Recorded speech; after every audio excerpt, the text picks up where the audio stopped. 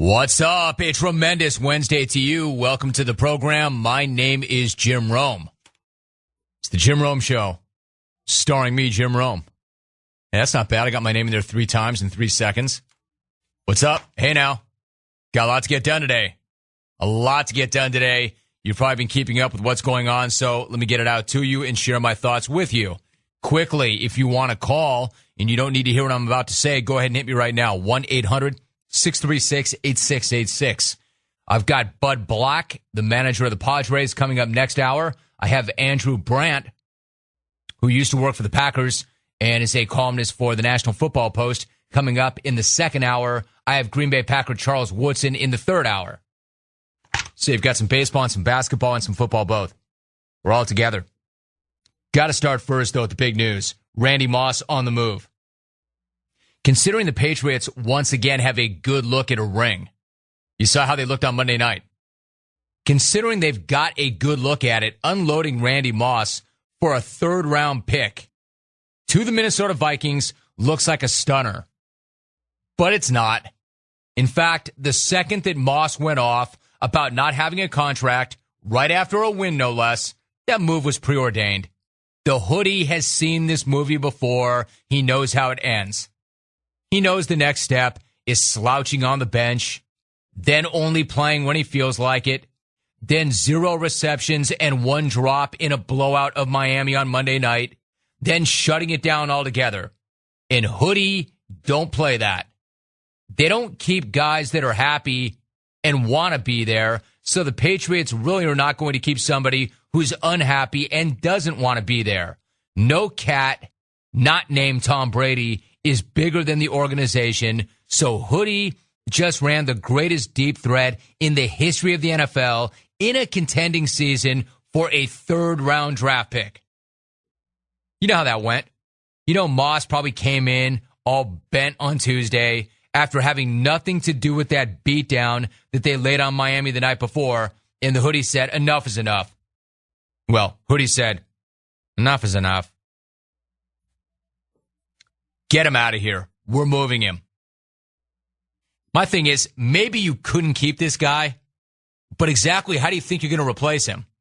You just traded the only guy you had who could get off of Revis Island. Moss must have been in a really bad place if the Patriots think that they're better without him than they are with him. I've got just one thing to say to Bill Belichick. One thing. Coach him up, Hood. Oh, and send your picks to San Diego for Vincent Jackson. Done deal. Randy Moss on his move to Minnesota for a third-round pick. And remember, all of this is about a contract. He wanted a new contract. They did not give him a new contract. There were reports last night that the sticking point was him getting a new deal from Minnesota. So far, he does not have that. Now, can you imagine him being any happier in Minnesota without a new contract than he would be in New England without a new contract? Maybe, but probably not. So let's talk about the Vikings side of this. That's the Patriots side. You know, look, if that guy was making trouble and they were unhappy with him and they just laid the beatdown that they did on Miami, 2 things are in play. Number one, they've convinced themselves they don't need him. He hasn't done much this year anyway. And the longer he went without getting the ball and without getting a contract, the worse it was going to get. They probably did convince themselves no one guy is bigger than the organization. We'll be fine. We can win without him. Me, I'm skeptical. He might not be what he used to be, but he commands respect and a double team. He makes the guys on the other side that much better. As great as Wes Welker is, what's it going to be like for him right now without Randy Moss? So again, he must have been in a really bad place if they think they're better without him than they are with him. As far as the Vikings, Randy, get ready for the biggest rump slap of your entire life. Because the second you walk through that door, I know of a certain hootin' and hollering old gunslinger, that's OG to you, that's going to let rip after finally getting his guy. I mean, this is tremendous. If Brad Childress had trouble with Favre all by himself, how is he going to deal with Favre and Moss together? These two will be in their own world, drawing up plays on the rug, doing whatever they want, whenever they want. I love it. I love this move by Minnesota. They had already pushed all their chips right to the center of the table when Favre soaked them for $20 million, allegedly. And now they're taking off their watch, throwing in the deed to their house, and kicking in their firstborn so they can double down with Moss. It's a big swing. A big swing, but it's ring or bust this year. They know that. Favre might be down to his last 13 games. And they're desperate for that new stadium, so they had to do it. Plus, it's exactly what the OG needed to get through the season. Think about it. Now when the OG steps in the huddle and he sees Percy, Allday, Sid, Shank, and Randall, well, man's going to feel like he slammed his 22, his 38, his Shoddy, and his Winchester into the old Hemi Diesel before going out to bag some Dilla. And he'll be so geeked, he'll probably treat us to yet another entire offseason of will he or won't he come back. So we all have that going for us, which is horrible. The old G's having a good day. It's fired up, man. You remember how badly he wanted Randy Moss in Green Bay. You remember that was part of the reason why things went so badly in Green Bay when it all ripped apart. When he was pushing them to get Moss and they couldn't do it. And he snapped.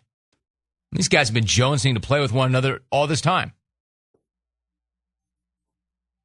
Man, when Brett Favre was told that Randy Moss was coming, he had this to say. When asked his response to adding Randy Moss right before a Monday night game against the Jets, Brett Favre said,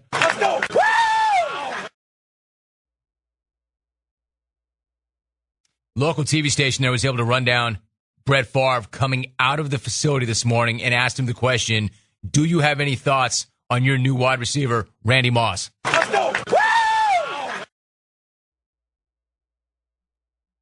When asked how long it would take to get on the same page with Randy Moss, somebody he's never played with, Brett Favre said,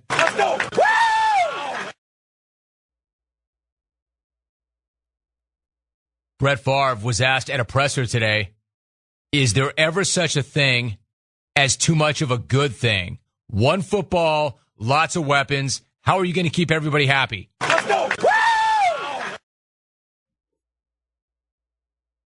Favre was asked, what's it going to mean to have another deep threat in Randy Moss? Somebody asked Brett Favre, Moss is not having a good year. He does not appear to be what he used to be other than getting off Revis Island. How much do you think he still has left in the tank?